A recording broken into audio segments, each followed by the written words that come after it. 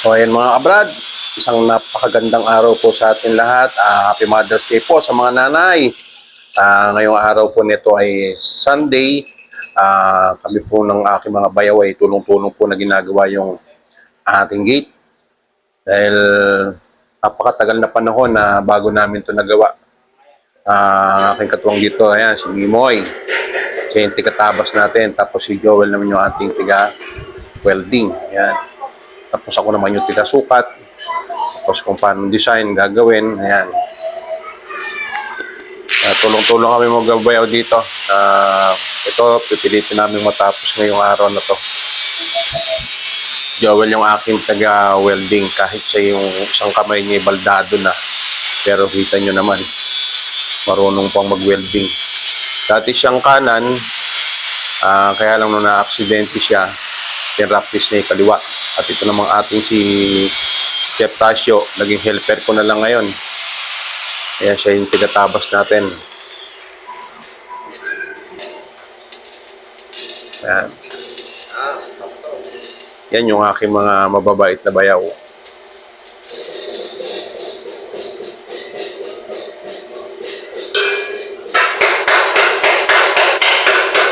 Si Joel kasi na-aksidente ito kaya yung kanan niya, yun na lang yung yung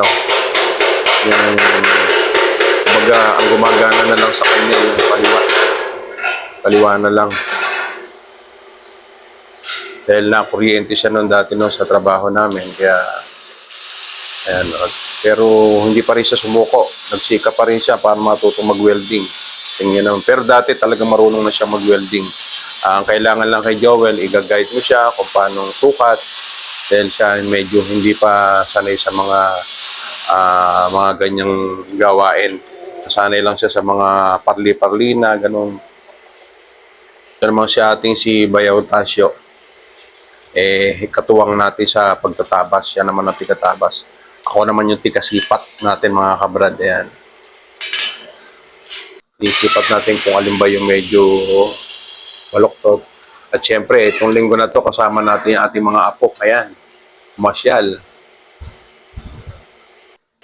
Ayan si Tasio. Siya yung nagtatabas. Ito na mga kabrad, natapos na natin yung sa pinto. Binabaklas na lang ni Mimo yung yan yung dating gate namin, yung gero na yan.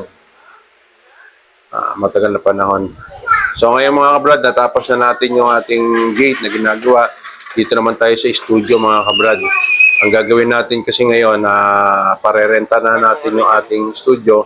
Kaya chinecheck namin ng aking manugang kung alin pa kung pwede pa ba yung mixer natin.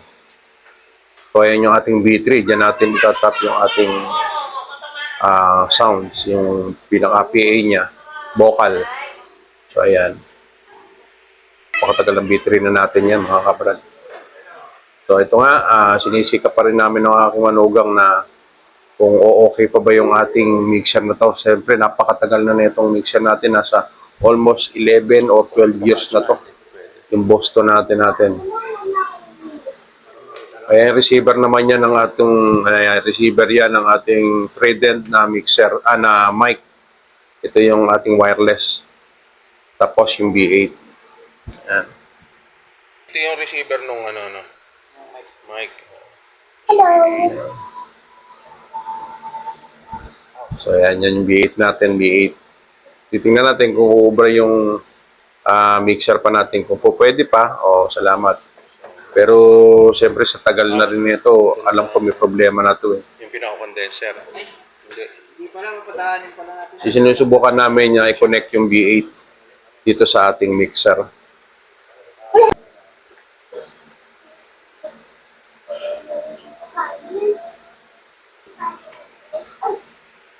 Ano may connector? Parehong ayos ang maliit yung isa.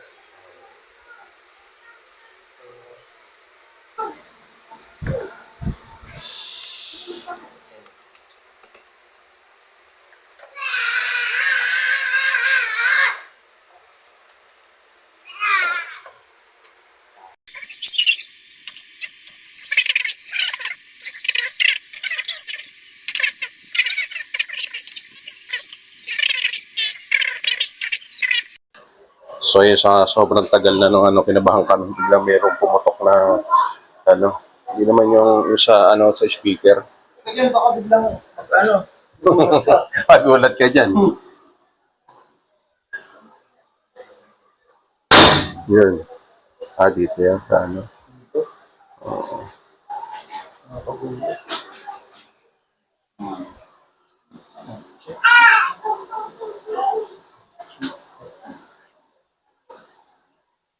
Dito ka anak, dito. Kaya lang. Kumbaga, ang umubra lang sa atin ngayon dahil nagka-problema tayo dito sa mixer. B8 na lang. Yan. Pwede na yan. Yan. Nga, testing na. check. Oh, check. Okay na, gumagana na.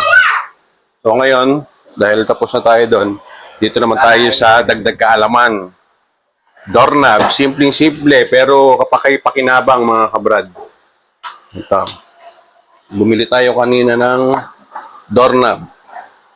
Yan, Amerilock. Sa halagang 450. Yan, meron tig to 250. Ibinili na natin tong 450.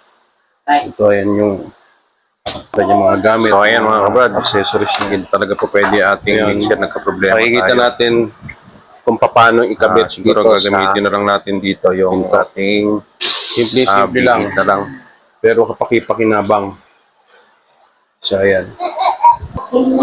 So, kung halimbawa ito, magpapalit kayo ng doorknob at nasira yung doorknob nyo, kaysa sa humanap pa kayo o tumawag pa kayo ng karpintero, simple-simple lang mga kabrad.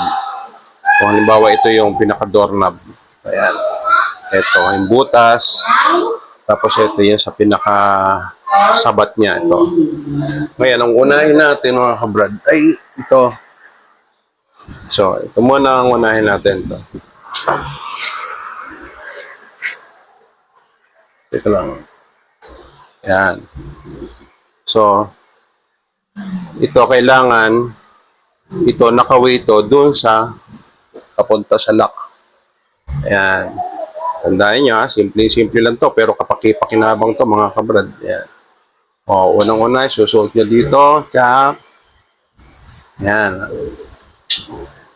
Kaya yung kahit kayo lang sa bahay, kayang-kaya nyo na yan. O, tapos, saka nyo ito tornilyo. Ayan.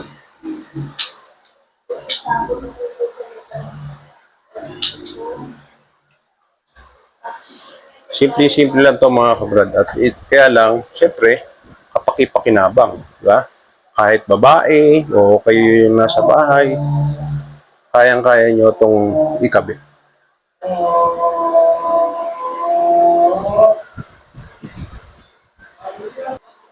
So, ayun nga.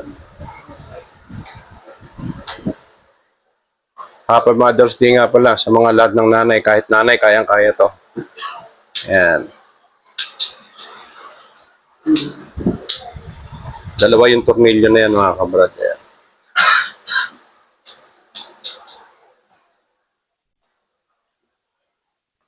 So, ayan ha. Ayan na, ikabit na natin itong pinakasabat niya. Ayan. Ito.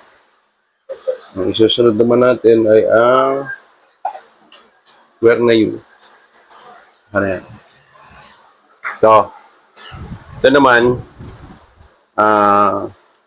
pakikita ko sa inyo kung paano tanggalin. So ito mga kabrad, pag binili nyo to, nakakabit yan. Kasama rito, kumbaga, ayan, nakakama.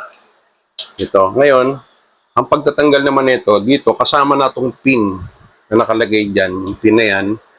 Para matanggal nyo to, dito nyo tutusukin yan. Ayan.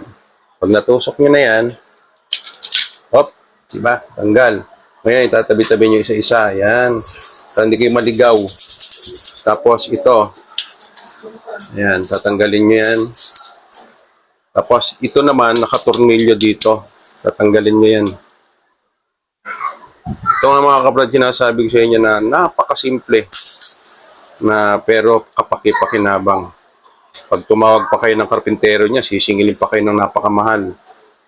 Pero, kayang-kaya nyo naman palang gawin. Yan. Kailangan matanggal yung muna yan. Siyempre, yung mga tornilyo na yan, ah,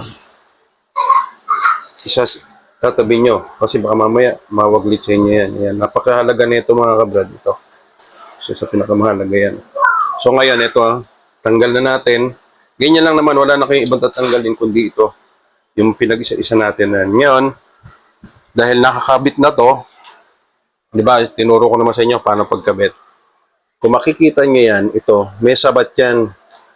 Ito, hinahatak yan. Ngayon, kung titingnan mo naman ito dito sa loob yan, mapapansin nyo. Yung sa loob nito, yan o.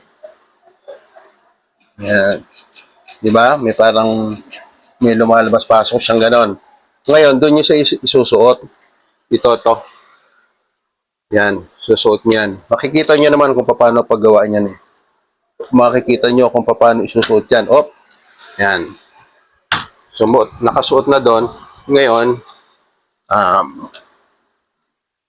so ayan.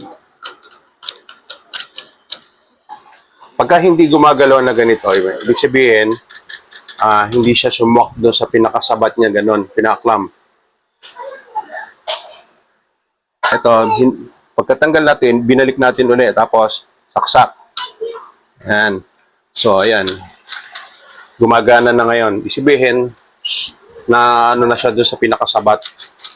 O, ang pagbabalik naman nito, uunahin nyo, siyempre, ito. Kasi ito yung maglalak.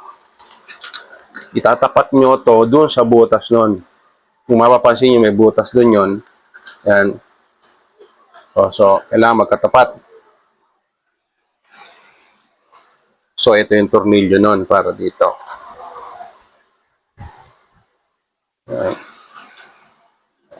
Siguraduhin lang na ang gamit nyo, Phillips screw. Kasi ang ano naman na ito talaga, pang Phillips screw. So, ayan. Kailangan to mahigpitan. Kasi ito yung naghihigpit sa magkabila para humigpit siya. So, ayan. Dito naman sa baba.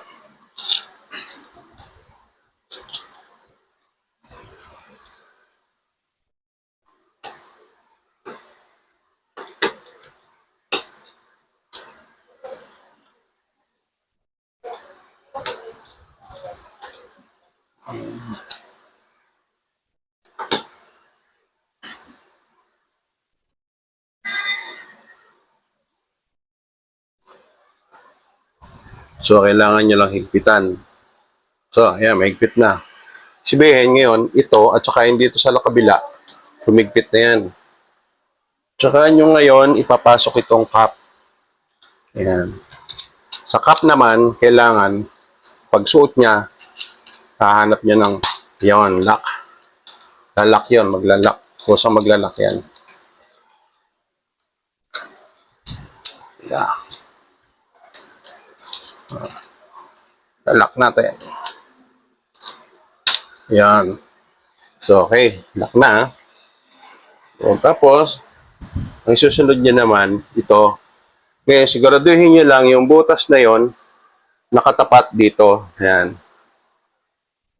Nakatapat dito. Kasi yun yung yun yung sinusundutan. Kung halimbawa, kung papalit na kayo ng doorknob, dito yon. So, ayan. Kailangan ito, magkatapat yon. Ayan. So, okay. Okay na. So, ngayon, eto na, naikabit na natin. Simple lang mga kabrad. Ayan, o. Ayan. O, ito. Ganun lang kasimple mga kabrad. Kaya, sana kahit pa paano may natutunan kayo. Kahit ngayon parang nakita to, pero pag sinundan yung ating ginawa, saglit lang matututunan nyo. Hindi nyo na kailangan tumawag ng karpintero. Kahit kayo lang, kahit tambay lang sa kalsada, okay na. So, ayan. Ito kasi mga kabrad, may kasamang, ano yan, susi. Ayan. 3 pares na susi yan. Ito naman, ano, nilock nyo dito. Siyempre, dito na buksan yan.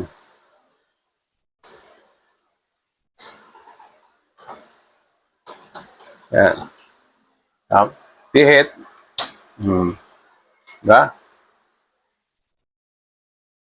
So, ayan. Thank you sa panonood. Mga kabrad, sa maghapon natin ngayon, natapos na natin yung ating gate. Hindi na tayo nangangamba, baka pasukin tayo ng daga. Pangalawa, nagawa na natin yung para sa studio, katuwang natin aking manugang si Ron. Ron!